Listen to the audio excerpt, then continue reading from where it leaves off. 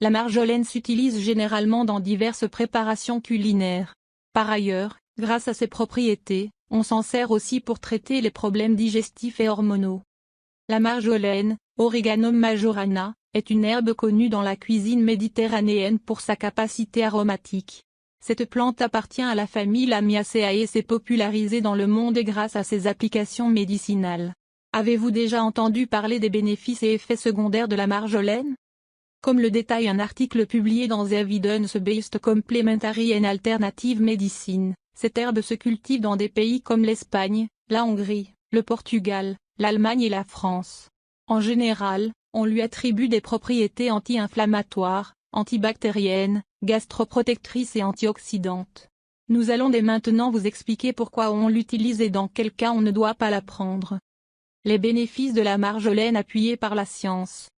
En ce qui concerne le domaine culinaire, la marjolaine s'utilise pour donner un bon goût aux soupes, aux salades et aux plats avec de la viande. Dans le champ de la médecine traditionnelle, on l'emploie pour stimuler la digestion et calmer la symptomatologie des menstruations. On lui attribue également d'autres bénéfices. Cependant, jusqu'à aujourd'hui, il n'y a pas de preuves solides indiquant qu'il s'agit d'un traitement de premier choix contre les maladies. La marjolaine ne doit donc pas remplacer les traitements médicaux et il n'est pas non plus recommandé de l'utiliser en tant que seule option contre les problèmes de santé.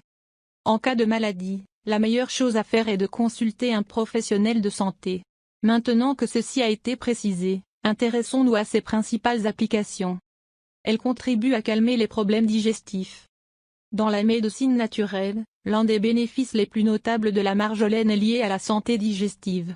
Selon une recherche publiée à travers The American Journal of Chinese Medicine, cette plante a un potentiel anti-ulcérogénique, probablement parce qu'elle contient des huiles volatiles, des flavonoïdes et des tannins, entre autres substances. Par ailleurs, une étude sur plusieurs herbes, publiée dans Brazilian Journal of Microbiology, a révélé que la marjolaine est utile contre les maladies transmises par les aliments. Elle pourrait, en particulier, aider à combattre l'agent pathogène connu sous le nom de Clostridium perfringens. Elle aide à réguler le cycle menstruel. La marjolaine est une alliée pour la santé de la femme, surtout face aux altérations du cycle menstruel.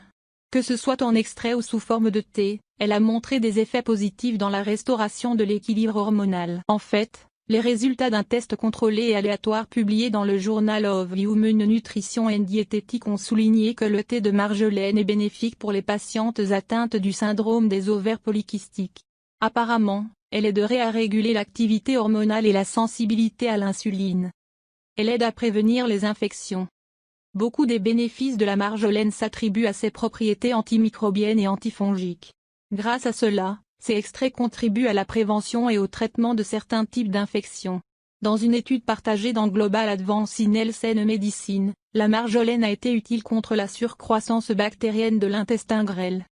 En outre, son huile essentielle diluée a révélé des effets intéressants sur les infections fongiques de la peau. Il faut encore plus de preuves à propos de ses utilisations mais on la considère comme un remède sûr pour la majorité des adultes sains. Contre-indication de la marjolaine. Nous venons de détailler les principaux bénéfices de la marjolaine.